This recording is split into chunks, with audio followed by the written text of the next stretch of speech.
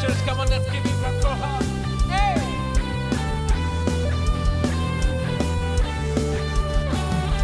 Dasar dari yang ku harapkan,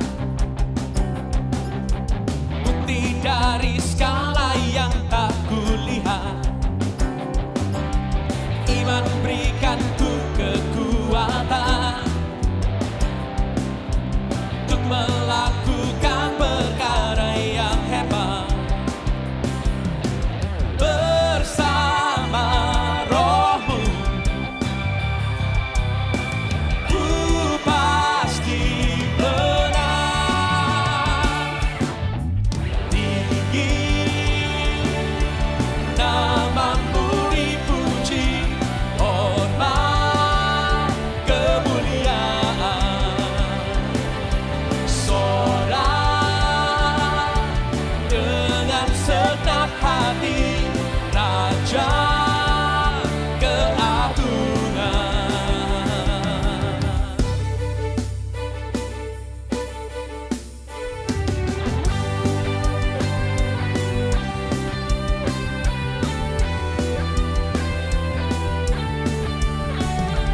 Kau tak biarkan tiap ujian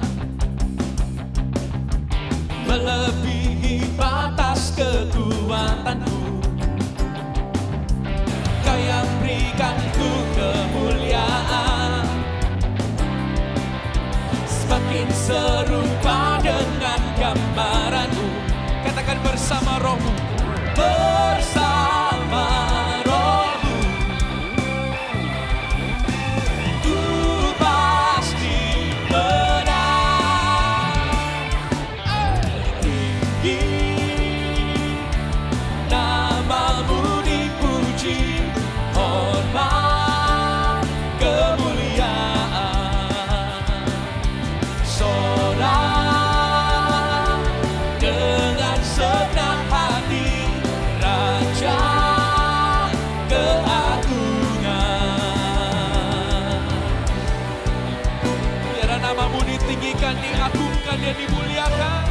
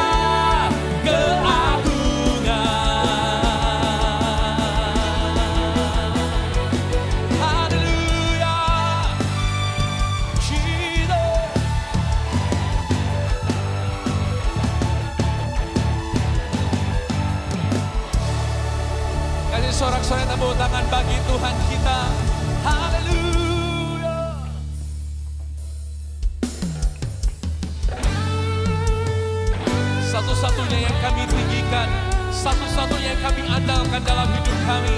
Yesus Kristus Tuhan namanya.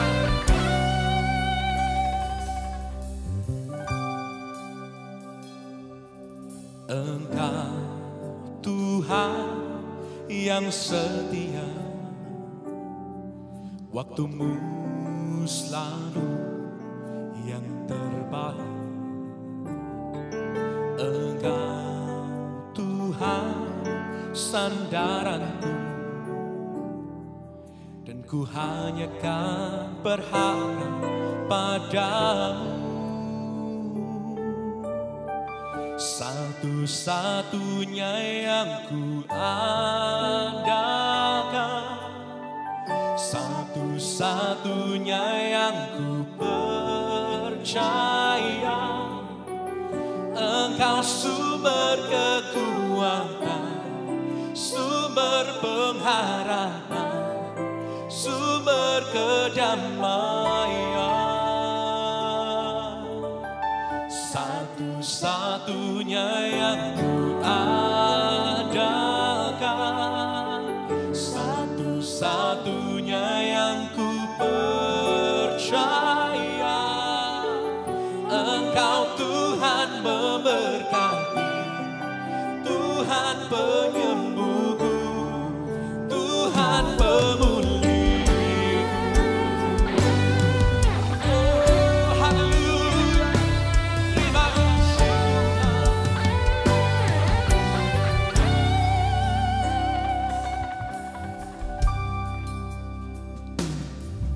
Engkau Tuhan yang setia, waktumu selalu yang terbaik. Engkau Tuhan sandaranku, dan ku hanya kan berharap padamu. Satu-satunya yang ku andalkan, satu-satunya yang ku percaya. Engkau sumber kekuatan, sumber pengharapan, sumber kedamaian.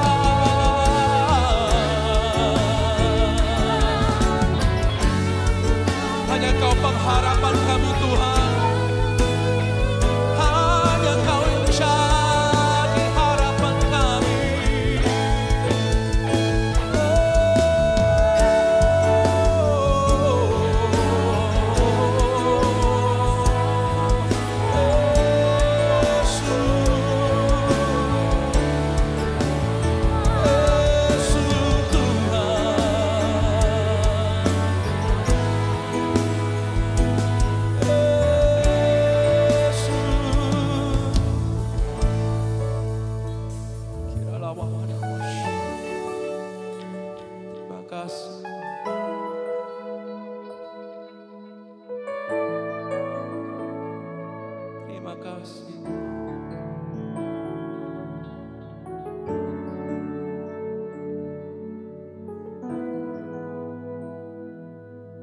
Terima kasih.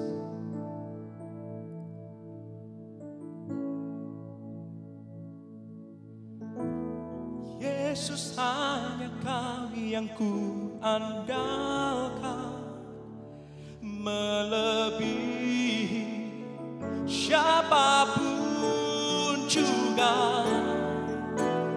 Yesus, hanya Kau yang ku percaya, di setiap waktu tiada lain yang ku andalkan selain Kau. Come on, lift up your hands.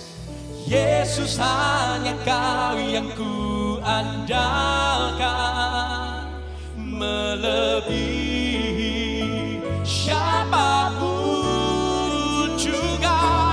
Oh Yesus, hanya Kau, Kau yang kami percaya, di setiap waktu tiada lain yang ku andalkan selain Kau, Yesus.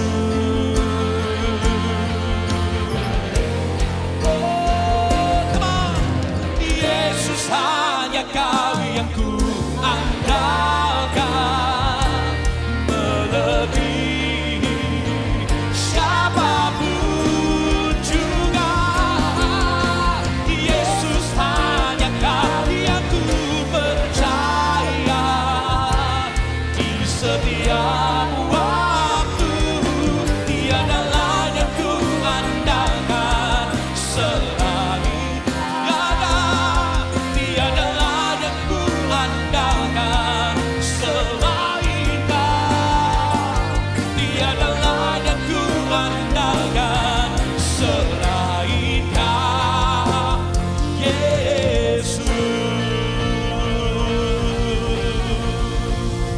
Haleluya.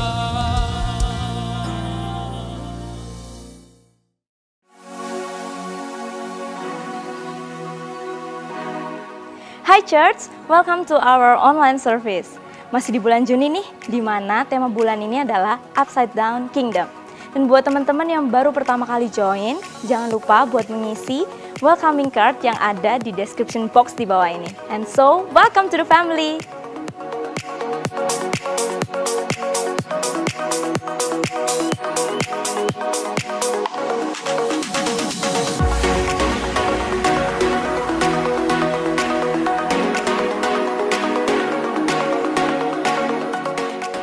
Dan buat Anda sekalian yang butuh bantuan doa, jangan lupa klik link prayer request yang ada di description box di bawah ini.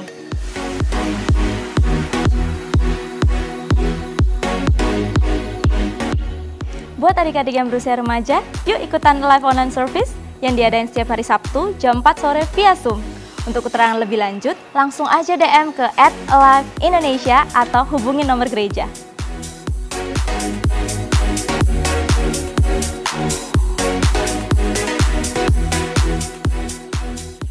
Next week kita akan dilayani oleh the one and only Pastor Dennis Daniel. So don't miss out.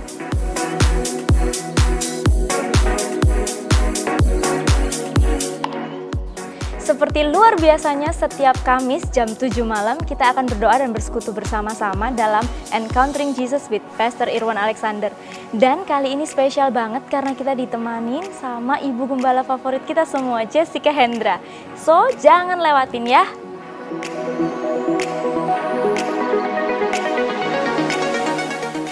Siapa nih yang belum join online live groupnya kita? Sayang banget, seru loh. Di live group kita bisa saling support dan saling mendoakan. Yuk buruan yang belum join, langsung DM aja ke @newlifeindonesia atau hubungin nomor gereja.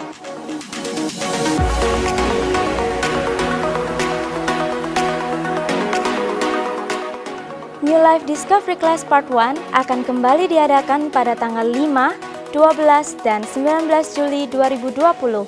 Kelas ini akan diselenggarakan secara online. Untuk info lebih lengkap, Anda dapat DM ke @newlifeindonesia atau menghubungi kontak gereja.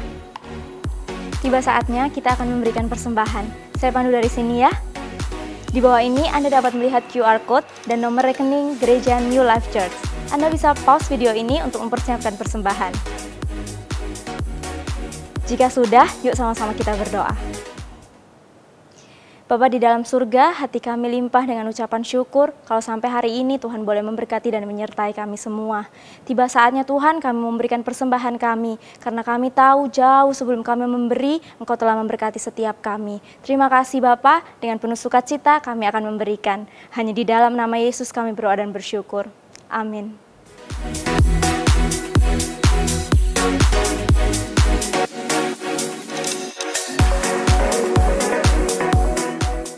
So, itu semua info untuk minggu ini.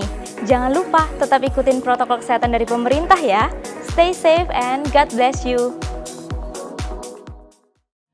I still look up to him. He built me a house in the arms of a tree. He taught me to drive and to fight and to dream. When he looks in my eyes, I hope he can see that my dad's a hero to me. Halo Papi, Happy Father's Day. Thank you ya Papi, udah selalu support aku, dukung aku dari kecil sampai sekarang. Semoga Papi sehat selalu. God bless you Papi. Halo Papa, Happy Father's Day. Sama dekat sama Tuhan, sukses selalu. Thank you for everything. Say Happy Father's Day. And thank you for taking care of us and give us company and love us, and Happy Father's Day. We love you. Thank you for always checking on us, even though you live far away. You call us every single day to make sure that we're okay. And all of us are good here in Surabaya. We miss you a lot and we hope to see you soon. Happy Father's Day. Thank you Ti, sudah didik aku dari kecil, sudah jagain aku dari kecil dan jadi orang tua aku waktu aku butuh Ti. Pokoknya Ti is the best ya buat aku. Thank you Ti, Happy Father's Day. Salam kepada Anda semua yang sudah tune in to our online service. Senang sekali kembali ada kesempatan untuk kita bisa membelajar firman Tuhan bersama. Dan saat ini kita masih di bulan Juni, jadi kita masih dalam seri dengan judul Upside Down Kingdom, kerajaan yang kebalik.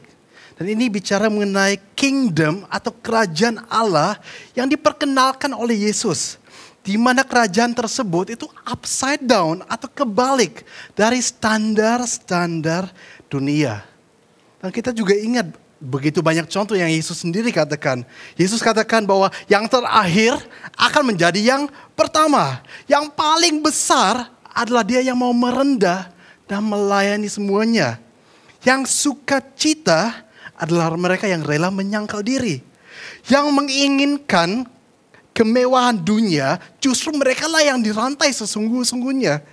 Dan yang rela pasang kuk.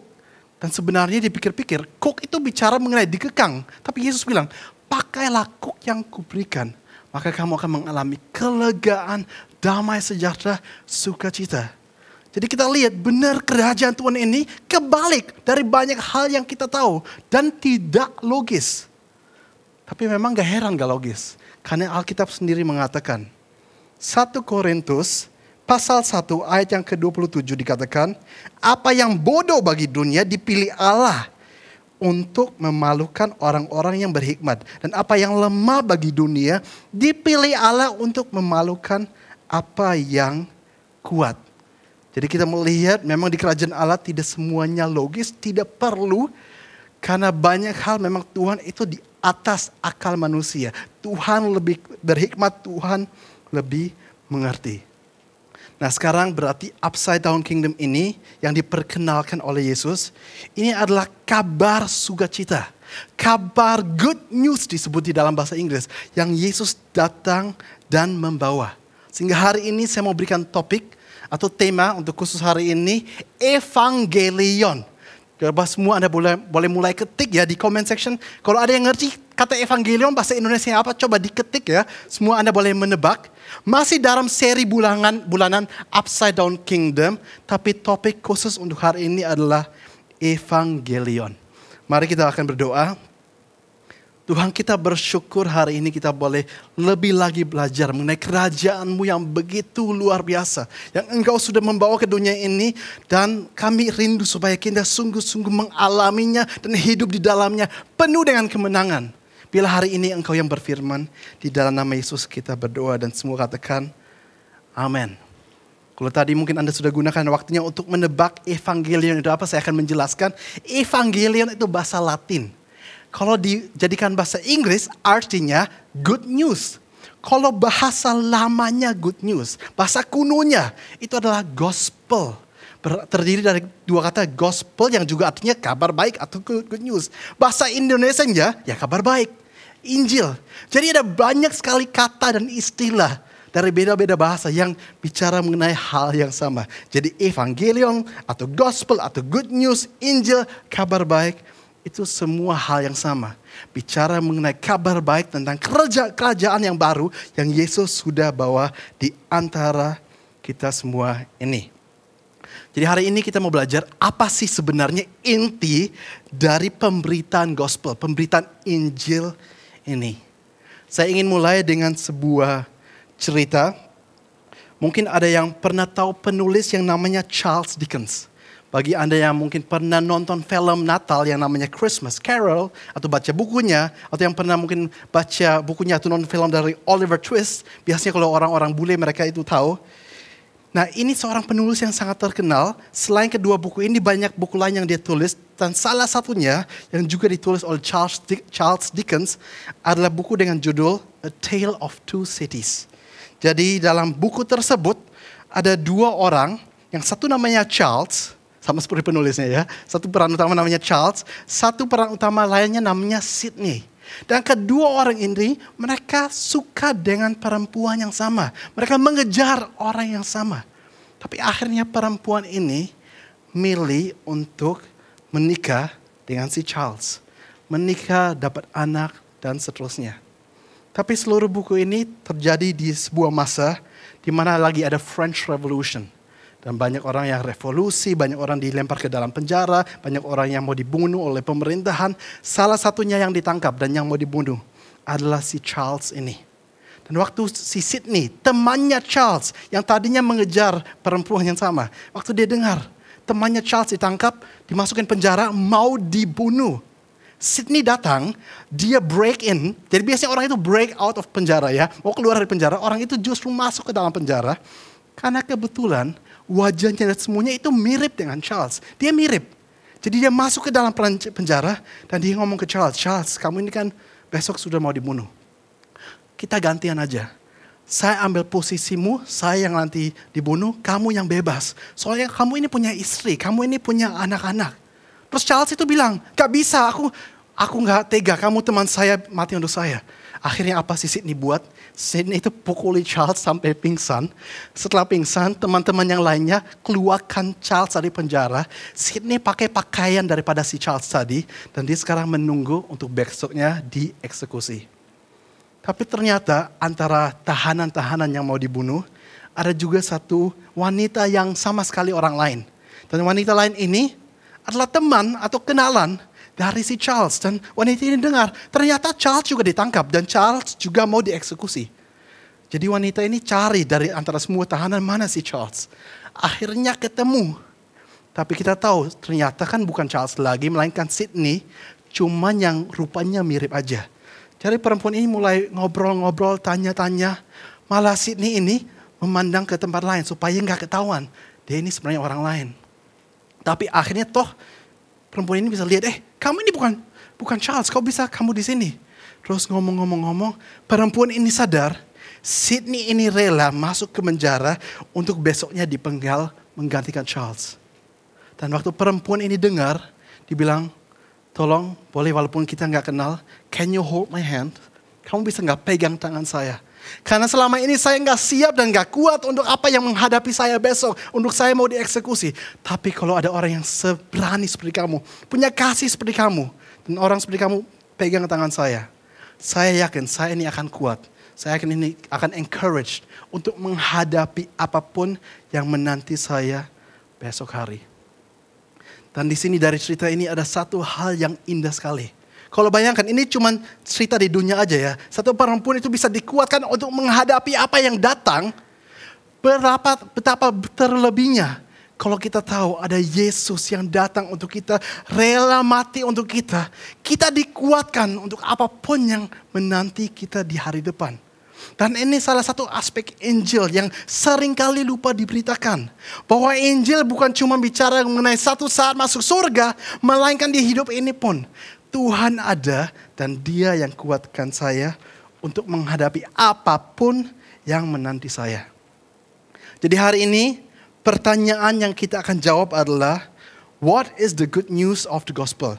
Apa kabar baik dari Injil? Ya kita tahu biasanya itu kabar baik, tapi apa? Ya kita hari ini mau bahas secara detail. Dan saya harap gak ada yang dalam hati berkata, oh saya sudah tahu. Saya sudah ikut Tuhan lama, saya sudah tahu semua tentang Injil. Saya mau katakan begini, kita tidak pernah.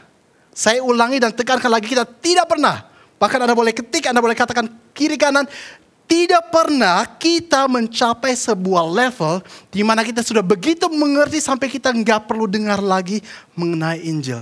Sampai kapanpun bahkan hamba Tuhan dan pendeta dan teolog yang paling pintar pun sampai kapanpun mereka harus mendengar pemberitaan tentang Injil. Karena itulah inti dari apa yang Yesus kerjakan. Dan hari ini nanti kita akan melihat dan belajar dari satu ayat, Roma 6:23. Bahkan kedua poin yang hari ini saya akan bahas, saya ambil kedua poin dari satu ayat ini. Dan sebenarnya di Alkitab ada beberapa ayat sih yang bicara mengenai atau yang merangkum Injil. Tapi ini salah satu ayatnya. Dan kita buka saja saat ini, bahkan saya akan bacakan Roma 6:23. Dan di sana firman Tuhan berkata begini, sebab upah dosa ialah maut, tetapi karunia Allah ialah hidup yang kekal dalam Kristus Yesus Tuhan kita. Nah kalau saya baca ayat ini, bagi saya ada keanehan di ayat ini. Ada sesuatu yang saya anggap gak konsisten dengan kenyataan yang saya lihat. Dikatakan bahwa karunia Allah ialah hidup yang kekal. Kalau saya diselamatkan dan percaya kepada Tuhan, harusnya saya hidup kekal. Tapi kita tahu bahwa setiap manusia di dunia, satu saat kita pun akan meninggal. Walaupun dia anak Tuhan. Meninggal baru di sana, setelah itu kita masuk surga. Bahkan di bagian lain, Yesus sendiri mengatakan, Yohanes 11 ayat 26. Everyone who believes in me will never die. Siapapun yang percaya padaku tidak pernah akan mati. Jadi apakah Alkitab dalam hal ini salah? Coba saya akan menjelaskan melalui sebuah kesaksian. Ada seorang pendeta namanya Donald Grey Barnhouse. Dan Donald Grey Barnhouse ini bukan cuma pendeta, dia juga seorang teolog, dia seorang penulis, dia seorang pionir untuk ada program radio rohani supaya semua orang itu bisa dengar Injil di waktu itu. Nah, orang ini sudah almarhum sejak tahun 1960. Jadi sudah kurang lebih ya 60 tahun yang lalu dia sudah almarhum. Tapi waktu itu seorang yang benar-benar dipakai Tuhan dahsyat. Satu hari lagi di cuaca yang cerah, dia di dalam mobilnya bersama keluarganya dan mereka mau pergi ke satu tempat. Tiba-tiba putri dia yang masih kecil, salah satu anak dia, putri dia yang masih kecil, tanya kepada dia dan dia katakan, "Daddy, Papa, kenapa ya dikatakan di Alkitab Yesus itu mati bagi kita, tapi kenapa waktu itu Mama juga tetap meninggal?" Jadi ini memang kisahnya, kenyataannya, istri dari pendeta ini dan mama dari anak-anak ini waktu itu meninggal. Anaknya tanya, kok bisa? Kan kata Yesus, dia mati bagi kita, kita dapat kehidupan kekal. Kenapa Mama harus mati? Terus papa ini, dia mulai berpikir, dan dia melihat depan dia ada truk. Dan karena lagi ada cahaya matahari, jadi truk ini sekarang ada shadow, ada bayangannya di trotoar. Terus papa ini tanya kepada anaknya, "Nak, mau tanya begini. Kamu lebih mau kalau ditabrak truk, mendingan ditabrak truk atau kamu dilintasi oleh bayangan dari truk tersebut?" Anaknya menjawab, "Oh lebih baik mendingan yang tabrak saya atau saya dilintasi oleh bayangannya karena nggak akan ada rasa sakitnya."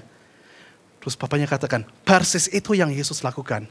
Dia rela dihukum, bagi dia dilimpahkan semuanya. Dia mati bagi kita. Dan dikatakan sengat dosa sudah dipatahkan. Dia alami itu semuanya. Sedangkan yang kita alami itu cuma seperti bayangan dari maut yang melewati kita. Mati sebentar, habis itu langsung mengalami kemuliaan bersama dengan Tuhan di surga. Jadi kalau kita lihat kembali ke Roma 6:23, di mana dikatakan, karunia Allah ialah hidup yang kekal.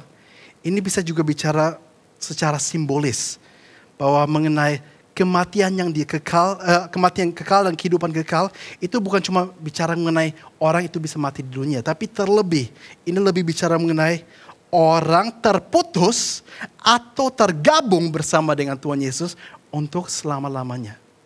Sehingga kalau orang itu tidak percaya Tuhan, mulai dari hidup yang saat ini dia terputus dari Tuhan, sampai kekekalan pun masuk neraka terputus dari Tuhan, sehingga namanya maut yang kekal. Sedangkan orang yang percaya pada Tuhan, di sana dia dipindahkan. Dari yang tadinya semua orang terputus dari Tuhan, dia mulai punya hubungan dengan Tuhan. Dan hubungan dengan Tuhan itu yang disebutkan dengan kehidupan yang kekal.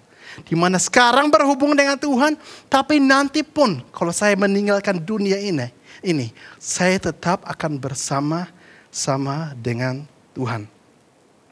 Jadi hidup kekal bicara mengenai, sekali lagi, surga yang akan datang nanti, tapi juga bicara mengenai hidup saya yang sekarang ini. Dan kedua hal itulah yang saya mau bahas hari ini. Bagaimana Injil bicara tentang dua harapan. Harapan untuk yang nanti, harapan untuk yang sekarang. Dan yang dinantikan bukan cuma yang nanti, tapi yang saat ini pun kita harus mengerti. Itu seperti apa. Jadi sekarang kita belajar 2 poin. Poin yang pertama untuk hari ini adalah hope for the life to come. Pengharapan untuk hidup yang akan datang.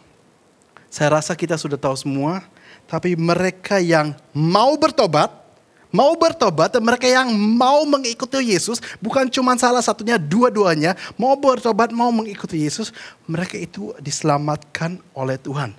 Jadi gak cukup pokoknya, oh iya saya ikut Tuhan, pokoknya kadang-kadang saya ke gereja, pokoknya gini. Tapi Tuhan juga peduli di luar itu, di luar dia ke gereja dan itu bagus. Sehari-hari dia bangun hubungan gak dengan Tuhan? Sehari-hari apakah hal-hal yang dia lakukan dia peduli akan Tuhan? Iya atau enggak? Apakah orang itu rela bertobat dan meninggalkan yang lama? Bukan berarti Anda dan saya kita harus sempurna. Gak ada yang sempurna. Tapi Tuhan melihat hati yang ada keinginan untuk mau berubah. Dan di sana saya juga bersyukur bahwa bahkan Tuhan mengirim penolong kepada saya dalam hal ini. Kadang-kadang kita melakukan sesuatu dan hati kita nggak enak. Itu Roh Kudus yang lagi bicara dalam hati kita. Kepada Anda, kepada saya, Alkitab menjelaskan bahwa itu yang terjadi di sana adalah Roh Kudus mengincaf tentang dosa. Sehingga kita sadar, what I do ini probably tidak menyenangkan Tuhan. Jadi ini juga bagus untuk Anda dan saya ya. Kadang-kadang kalau kita lakukan sesuatu, dan kita merasa hati kita lagi nggak enak, ada rasa kayak gimananya. Kemungkinan besar Roh Kudus lagi bicara kepada Anda dan saya, dan puji Tuhan kalau Roh Kudus itu masih mau bicara kepada kita. Beda sama orang yang mungkin melanggar terus dan gak mau kenal Tuhan. Itu hatinya kayak jadi bebal dan kebal. Tuhan masih mau ngomong tapi dia sudah gak bisa mendengarkan. Tapi bersyukur hari ini Anda dan saya, kita semuanya, Tuhan itu bicara kepada kita, membantu kita untuk mengalami pertobatan, mengalami metanoia, mengalami perubahan pikiran. Bagi mereka yang bertobat dan datang kepada Yesus, mereka diselamatkan. Dan Yesus sendiri sering mengatakan, bertobatlah karena kerajaan Allah sudah dekat. Dan juga Yesus katakan, bagi barang siapa yang tidak rela menyangkal diri, tidak rela memikul salib, dia tidak bisa ikut menjadi muridku. Dia gak bisa ikut untuk percaya kepada saya. Kalau kamu gak bisa menyangkal diri, bertobat, kamu gak bisa pikul salib, ikut saya kamu bakal gak mampu. Jadi pertobatan itu juga sesuatu yang penting.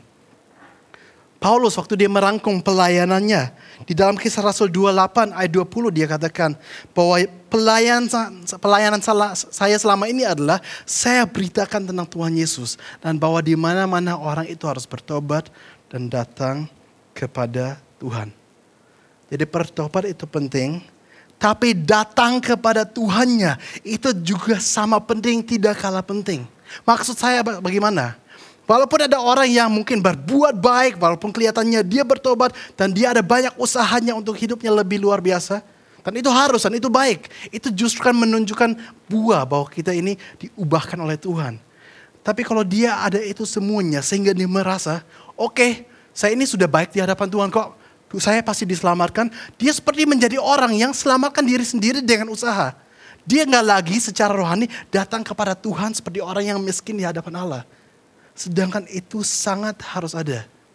Ada orang-orang yang merasa, saya orang baik kok, saya pasti diselamatkan. Apalagi kadang-kadang kalau kita diskusi, kita bicara dengan orang yang gak kenal Tuhan, dengan orang ateis. Mereka katakan, gak apa-apa, saya ini gak kenal Tuhan, tapi saya orang baik. Kalaupun ada surga atau neraka, saya pasti masuk surga, saya orang baik. Tapi saya mau ingatkan kembali, dan bahkan saya pernah berikan ilustrasi ini. Bayangkan ada satu orang, dan orang ini adalah orang yang selalu suka berbuat baik. Jadi dia suka memberi kepada yang membutuhkan. Kalau dia melihat seorang nenek mau nyebrang jalan, maka dia orang pertama yang bantu nenek tersebut. Dan banyak kebaikan lain yang dia buat. Tiba-tiba satu hari sesuatu terjadi, dia sampai marah. Akhirnya dia membunuh seseorang lain. Apa yang terjadi? Tentunya ditangkap. Sekarang dia ini ada sidang. Dia ada di depan hakim, di mana dia akan dihakimi. Sekarang bayangkan aja orang ini akan mengatakan, saya ini kan mau dilempar penjara karena saya membunuh seseorang. Tapi Pak Hakim tunggu dulu. Anda gak tahu saya ini orang baik. Dari dulu sampai sekarang saya suka menolong orang, suka memberi. Kalau ada orang bahkan nenek mau nyebrang jalan, saya orang pertama yang akan antarkan dia. Ngapain saya dilempar ke dalam penjara? Saya orang baik. Kira-kira di sana hakimnya akan tetap lempar ke dalam penjara, iya atau enggak? Pasti tetap lempar, walaupun mungkin sebagian besar hidupnya dia orang baik. Karena dia dihakimi bukan atas, jadi semua kebaikan dia itu enggak dihitung karena pelanggaran dia yang dia buat. Sama dengan kehidupan kita, walaupun seorang katakan dia ateis dan merasa banyak buat baik. Tapi semua kebaikan dia yang dia buat itu enggak akan dihitung kalau satu pelanggaran yang terbesar yaitu dia enggak mau terima Tuhan Yesus tidak terjadi di dalam hidupnya. Jadi siapapun itu, semuanya butuh juru selamat. Dan terlebih kadang-kadang orang yang banyak melayani, yang sibuk untuk Tuhan, yang merasa hebat melebihi orang lain. Justru mereka pun juga harus sadar. Kalau saya pun diselamatkan, bukan karena saya banyak melayani, bukan karena saya lebih rajin dibanding orang lain, bukan karena saya suka baca Alkitab. Karena ini semuanya walaupun hal yang baik, tapi bukan itu yang selamatkan saya. Memang Tuhan mengharapkan dan merindukan pertobatan saya. Tapi keselamatan saya hanya semata-mata kasih karunia Tuhan. Amazing grace. Kasih karunia yang begitu besar. Bahwa Tuhan mau selamatkan saya. Jadi inti yang pertama dari Injil. Dan saya yakin sebenarnya kita tahu, tapi kita perlu diingatkan kembali. Adalah bahwa kabar baik atau Injil itu bicara tentang hope for the life to come. Pengharapan untuk hidup yang akan datang. Bahwa di hidup yang akan datang saya ini diselamatkan oleh Tuhan. Dan betapa luar biasanya yang diselamatkan bukan orang yang harus hebat. Sebab kalau harus orang yang hebat tidak banyak yang akan diselamatkan. Melainkan orang yang walaupun hebat ataupun tidak hebat, apapun latar belakangnya, cukup dia datang dengan tangannya yang kosong katakan, Tuhan, gak ada yang saya bisa bawa untuk bisa diselamatkan. Nothing in my hands I bring, only to the cross I cling. Tidak ada yang saya bawa dalam tangan saya, cuma pada salibmu dan kasih karuniamu saya bisa bergantung. Betapa mulianya Tuhan itu yang selamatkan kita. Tapi fokus kedua yang saya mau bahas hari ini yang penting juga, yang harus kita ingat. Poin kedua mengenai Injil adalah hope for this life. Pengharapan untuk hidup yang saat ini. Kita ingat bahwa Yesus berjanji begini. Saya menyertaimu senantiasa. Kemanapun kamu pergi, dimanapun kamu berada, saya Yesus juga akan berada di sana. Dan saya cukup bagimu. Apapun yang kamu akan hadapi, percayalah, kelegaan, sukacita, damai, sejahtera bisa kamu alami. Tidak bergantung pada situasi dan kondisi. Cuma bergantung pada saya, Yesus, hadir bersama denganmu. Dan ini penting untuk kita ingat kembali. Kenapa? Karena Yesus tidak pernah berjanji bahwa kalau kita mengikut Tuhan, maka hidup kita akan tanpa masalah. Tidak ada badai. Gak pernah Yesus katakan seperti itu. Tapi banyak anak Tuhan mengikuti Tuhan seolah-olah itu janji daripada Tuhan. Sehingga mereka kecewa pada saat pekerjaan atau bisnis menurun, masalah terjadi, badai itu melanda. Mereka kecewa dan kayak sakit hati atau bahkan ada yang tinggalkan Tuhan. Kok bisa? Karena mereka gak kenal Tuhan. Dan mereka tidak tahu apa yang firman katakan. Firman tidak katakan bahwa hidup kita tanpa badai. Tapi firman janjikan bahwa hidup kita akan storm proof. Bukan without a storm, bukan tanpa badai, tapi kuat menahan badai. Sehingga Yesus pernah memberikan perumpamaan begini. Dalam Matius 7, dia katakan, jadi Yesus barusan selesai khotbah yang panjang, disebutkan Sermon on the Mount. Khotbah di bukit, bicara berpasal-pasal selama 3 pasal, banyak sekali yang Yesus beritakan. Dan Yesus menutup dengan perumpamaan ini. Dia katakan, dari semua yang dengarkan saya sekarang, ada 2 golongan orang. Ada golongan orang yang tidak melakukan yang saya lakukan, yang saya katakan, ada golongan orang yang mau melakukan. Dua-duanya akan mengalami yang namanya angin ribut, hujan, dan banjir. Jadi badai untuk setiap orang, pasti akan terjadi di hidup ini. Mereka yang tidak mau melakukan apa yang saya katakan, seperti rumah di atas pasir, rumahnya nanti akan hancur. Dan mereka mengalami sebuah kerugian besar. Sedangkan orang yang mau mendengar saya dan melakukan apa yang saya katakan, seperti rumah di atas batu yang kuat. Badai mau datang, apapun mau datang, masalah mau datang, hidupnya tetap kokoh. Jadi itulah janji Yesus. Bahwa dia sudah siapkan solusi. Supaya hidup kita apapun terjadi bersama dengan Tuhan akan oke-oke aja. Jadi kalau hari ini ada yang mengikut Tuhan. Dan alasan dia mengikut Tuhan adalah saya ikut Tuhan.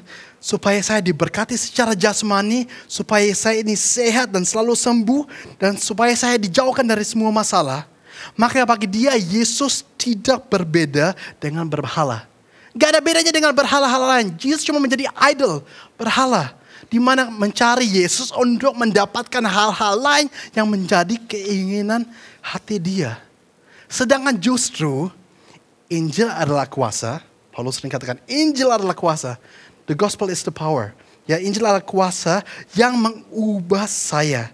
Sehingga hidup saya, karakter saya, nilai-nilai saya, dan keinginan-keinginan saya diubahkan upside down dari yang biasanya apa menjadi standar dunia, menjadi standar kerajaan surga.